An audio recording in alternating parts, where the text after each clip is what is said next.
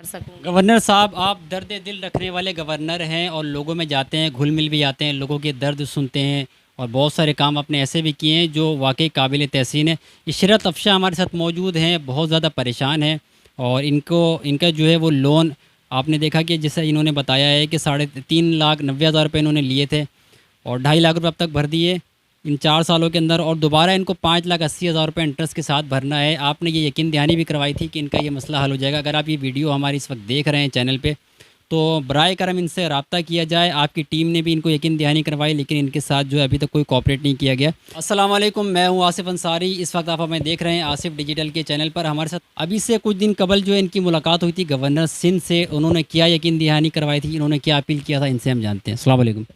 वालेकुम अस्सलाम।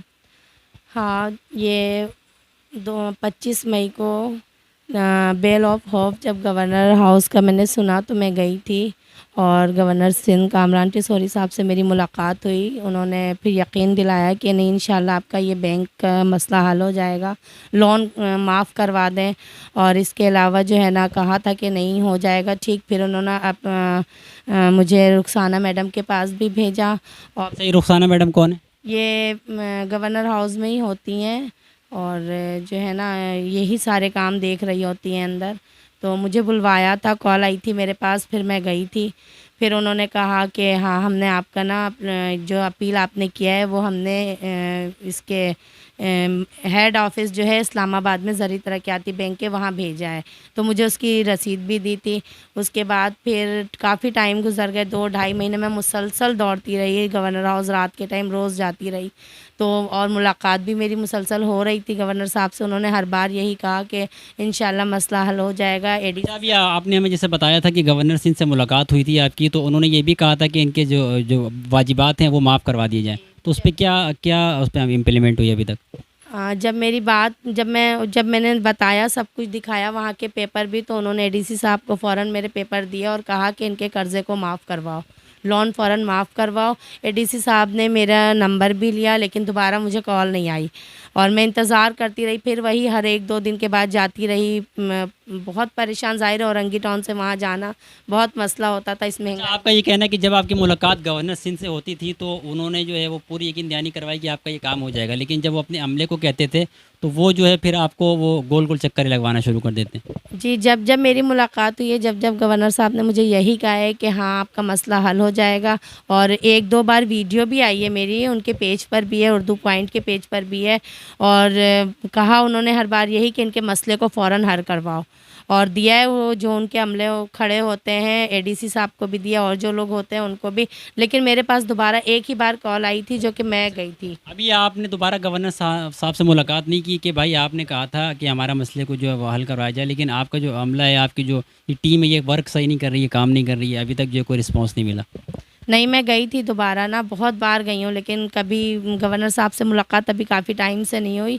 तो मैं फिर वहाँ के अमला से जब बात की, उनसे पर्सनली, जो उन्होंने कहा कि गवर्नर साहब से मीटिंग के लिए आपको फॉर्म दे रहे हैं, वो मीटिंग के लिए भी फॉर्म उन्होंने मेरा फिल करवाया, लेकिन मेरी मीटिंग कोई भी नहीं हुई। और बल्कि वहाँ से मुझे एक पेपर दे दिया कि वहाँ से हेड ऑफिस से आपका रिटर्न आ गया है कि आपका मसला वो लोग हल नहीं करेंगे।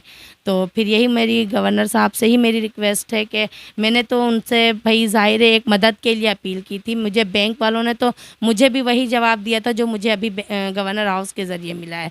मैंने गवर्नर साहब को बस एक उम्मीद के साथ मैं गई थी कि वहाँ से मेरा मसला हल हो जाए, और गवर्नर साहब ने मुझे उम्मीद दिलवाई भी थी। आप देख लें, 25 मई से अभी तक के इतना टाइम हो गया ना, अभी मेरे इंटरेस्ट को रोज़ बढ़ा रहे हैं। अब परेशानी मेरी बहुत ज़्यादा बढ़ गई है और अब अपील भी यही कर रही हूँ कि भाई किसी तरह भी गवर्नर साहब मेरे मसले को देखें और मेरे मसले को हल करें, क्योंकि मैं औरंगी टाउन की एक कच्ची आबादी में रहती हूँ। इतना सा घर है मेरी नहीं है इतनी गुंजाइश कि मैं इतने सारे लोन को पे कर सकूँ। अच्छा, गवर्नर सिंह के बाद आपकी जेडीसी के ज़फ़र अब्बास से भी मुलाकात हुई थी, उन्होंने क्या कहा था आपको?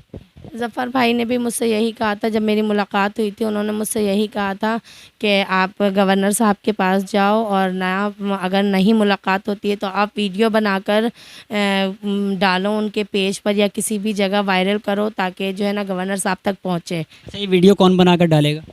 ये तो मैंने पूछा भी नहीं था, उन्होंने मुझसे कहा था ऐसे कि वीडियो अगर चली जाए उनके पास तो जल्दी बात आपकी पहुंच जाएगी। तो मुझे समझ में ही नहीं आया कि मैं कहाँ डलवाऊं। और इसके अलावा बस यही है कि ज़फ़र भाई ने भी कुछ भी नहीं किया था, उनके पास भी मैं गई थी। अभी ज़फ़र अब्बास का ये कहना है कि आप वीडियो बनाकर पहले इसको वायरल करवाएं, जब ये दुनिया पूरी देख लेगी, वायरल हो जाएगी चीज़ें, तो फिर गवर्नर साहब जो इस पे एक्शन लेंगे।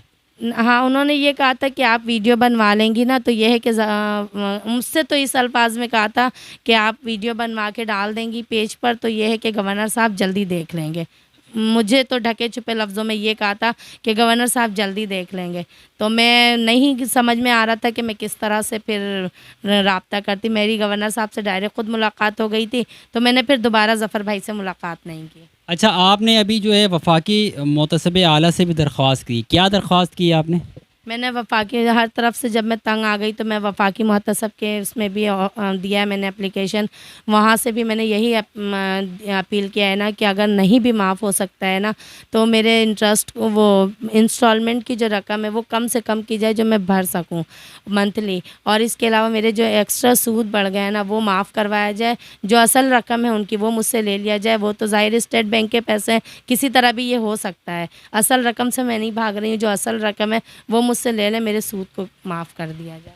मतलब अगर कोई गरीब आदमी लोन लेता है तो वो इस तरीके से परेशान होगा। 3,90,000 की इन्होंने लोन ली, 2.5 लाख रुपए भर दिया, अब इनको मज़ीद 5,80,000 रुपये और भरना है। मतलब कोई इस वक्त में जो है किसी की नहीं सुन रहा है, और इस वक्त लोग बहुत ज़्यादा परेशान हैं। महंगाई की जो शरह है उसमें बहुत ज़्यादा दिन ब दिन इजाफा होता जा रहा है। लोग कमाएंगे, खाएंगे रोज़ाना की बुनियाद पर, या इस तरीके से सूद भरते रहेंगे।